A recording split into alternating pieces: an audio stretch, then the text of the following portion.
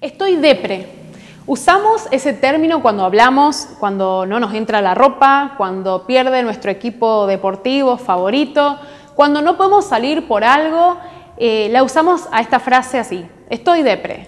Pero ahora, ¿estar depre realmente es eso o es simplemente estar pasando un mal momento? En el día de hoy vamos a hablar acerca de la diferencia entre estar triste o pasando por un momento de tristeza y estar depresivo o tener la enfermedad de la depresión. Quédate en Made in Casa descubriéndome y vas a saber los tips para no caer en un estado depresivo.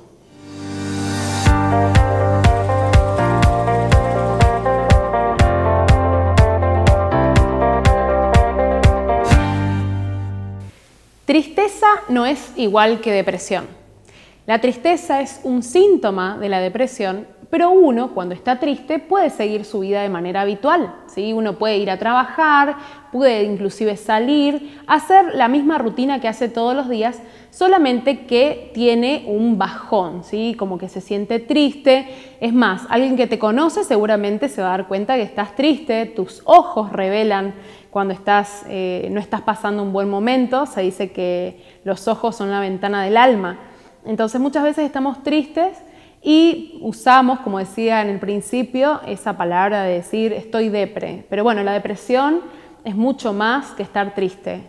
La depresión es una enfermedad y hoy quiero que podamos hablar acerca de esto que padece tanta gente y que tanto preocupa a los familiares y al entorno, ¿no? Porque cuando una persona sufre de depresión, la familia y el entorno sufren con la persona. La depresión, hay distintos tipos de depresión. Hay depresiones leves y hay depresiones graves. Hay depresiones que duran poco tiempo y hay depresiones que duran años. Pero hoy yo quiero enfocarme en dos tipos de depresión. La depresión exógena y la depresión endógena. La depresión de por sí, a diferencia de la tristeza, incapacita, limita tu vida y te tiene de alguna forma paralizado o paralizada, ¿sí? Las depresiones endógenas tienen que ver con factores externos. Muere alguien a quien nosotros amamos, tenemos una ruptura amorosa, quedamos sin trabajo y esas situaciones o una enfermedad pueden hacernos entrar en un estado depresivo. Pero también existe la depresión endógena que tiene una base biológica y hay una predisposición genética. Para que podamos entender de qué estamos hablando, nosotros en nuestro cerebro tenemos como distintos casilleritos, ¿sí? Y en esos casilleritos hay neurotransmisores, como por ejemplo la dopamina, serotonina, noradrenalina, etc., ¿sí? Son varias las cajitas que nosotros tenemos dentro del cerebro. Dentro de esas cajitas hay una sustancia, ¿sí?, que generan los neurotransmisores que hacen puntualmente que nuestro estado de ánimo se pueda mantener de una forma estable. Pero ¿qué pasa cuando esos valores no se mantienen estables y sufrimos un bajón en nuestro estado anímico? Si es una depresión, lo más probable es que hayamos tenido un bajón en la serotonina, ¿sí?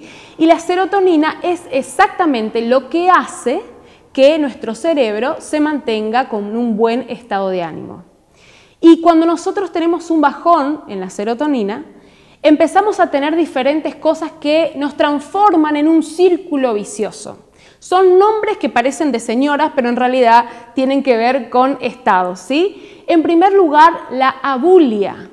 La abulia es cuando nosotros tenemos falta de motivación, falta de ganas de hacer las cosas. Cosas que antes nos gustaban hacer, no tenemos ganas de levantarnos, no tenemos ganas de salir a trabajar, no tenemos ganas. En segundo lugar, aparece la anedonia. La anedonia es no poder disfrutar de las cosas que antes hacíamos. Como por ejemplo, antes encontrábamos placer en ciertas actividades, pero ahora, aunque nos esforcemos y tratemos de hacerlas de igual manera, no le encontramos placer a eso que antes tanto nos gustaba, ¿sí? Entonces, la abulia, la anedonia, se juntan y producen inactividad.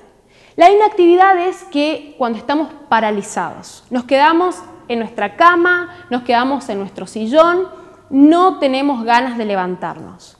Cuando eso pasa, hay unos reforzadores que son esas actividades que a nosotros nos dan placer. A ver, pensemos, ¿qué cosas te dan placer a vos? Por ejemplo, salir a comer algo por ahí, encontrarte con amigos, viajar, recorrer algún lugar, hacer algún deporte, ¿sí? Esas cosas hacen que las sustancias en nuestro cerebro se segreguen, se generen, ¿sí?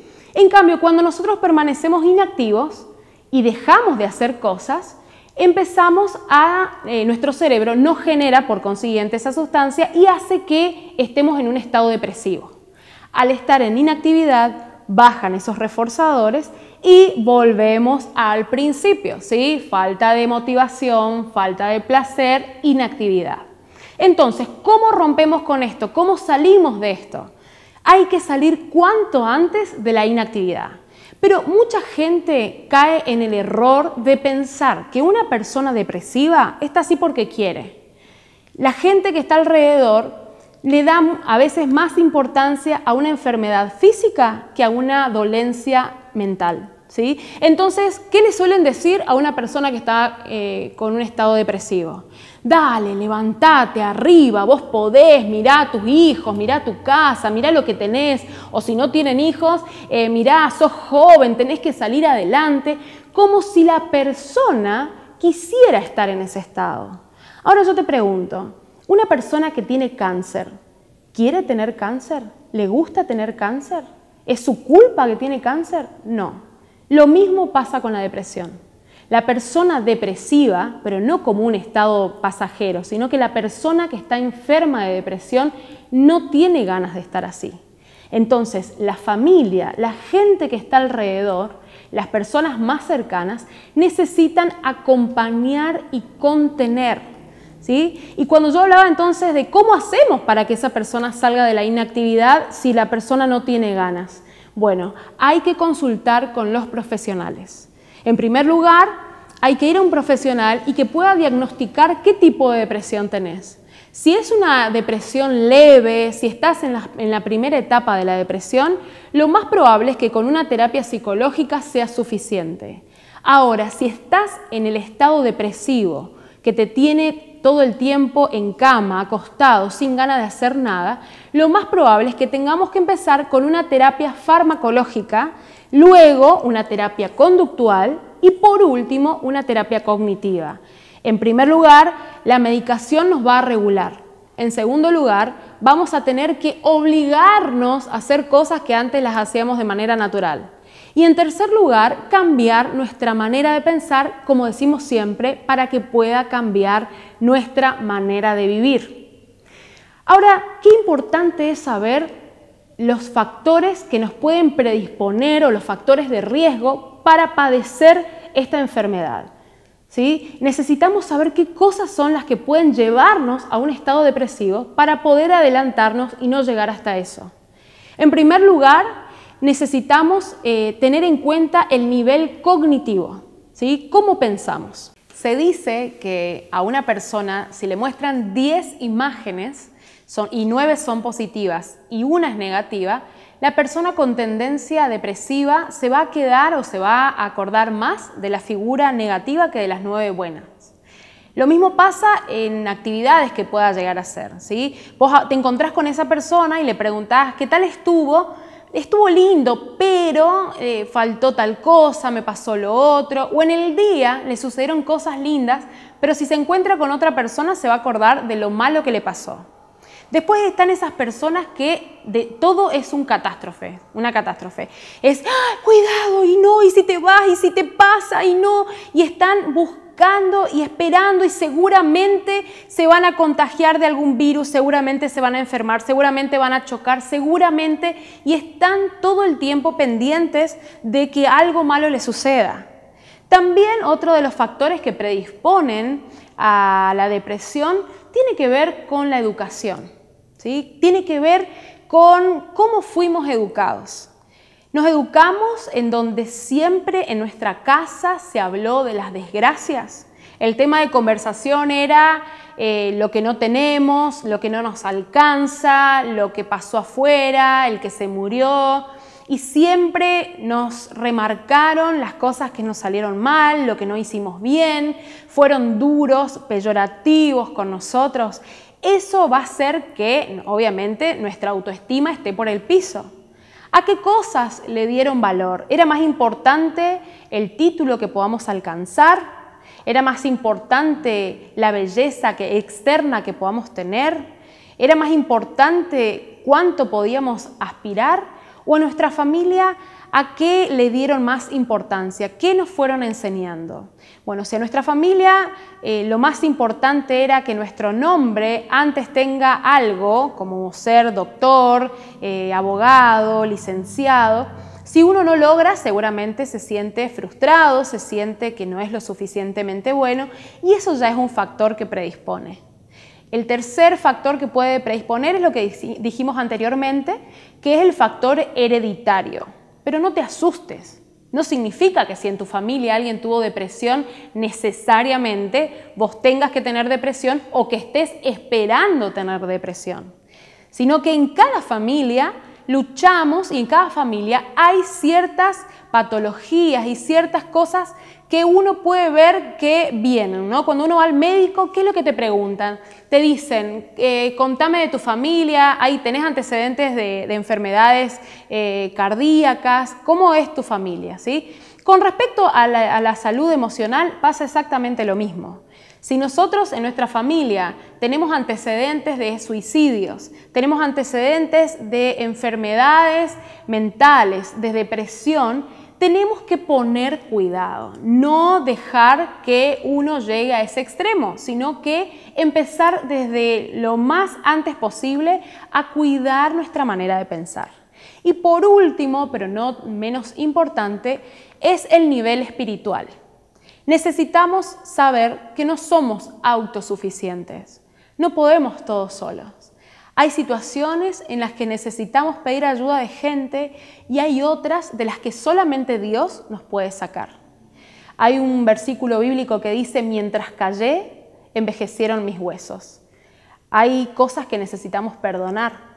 Muchas veces la depresión viene por falta de perdón, por recuerdos, por situaciones difíciles que nos traumaron, que nos marcaron y que nunca más pudimos recuperarnos.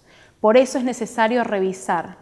Aunque estemos reconociendo varias de las cosas que yo estoy diciendo, todo se puede mejorar, todo se puede cambiar. Es necesario solamente que nosotros tengamos en cuenta estos factores para poder pararnos de antemano y poder solucionarlos. Antes de irme, quiero decirte algo. Si vos estás pasando por una situación de depresión y en el día de hoy me estás mirando, quiero que sepas que se puede salir.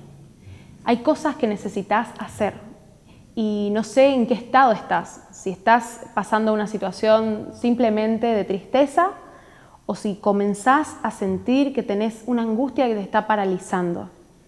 Es necesario empezar cuanto antes a cambiar nuestra manera de pensar. Si lo podés hacer, si todavía estamos a tiempo, si sos alguien que no tiene nada de esto pero que quiere aprender a tener una mejor vida, empezá a alegrarte, empezá a pensar qué cosas lindas te pasaron hoy, de qué podés agradecer. Necesitamos ser agradecidos por las cosas que tenemos. Siempre nos va a faltar algo, pero también con todo lo que nos pasó, con esta situación de la pandemia, cuántas cosas aprendimos, de tanto que disfrutábamos de cosas que hoy no podemos disfrutar, pero que necesitamos saber de que por todo tenemos que ser agradecidos, cuando tenemos y cuando no tenemos. Si tenemos vida, tenemos mucho por delante. Otra de las cosas importantes es cuidar tu aspecto.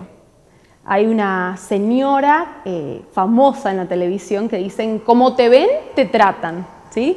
Pero no solamente como te ven, te tratan. Así como vos te presentás, así es como vos te sentís. Por eso es importante que cuides tu aspecto.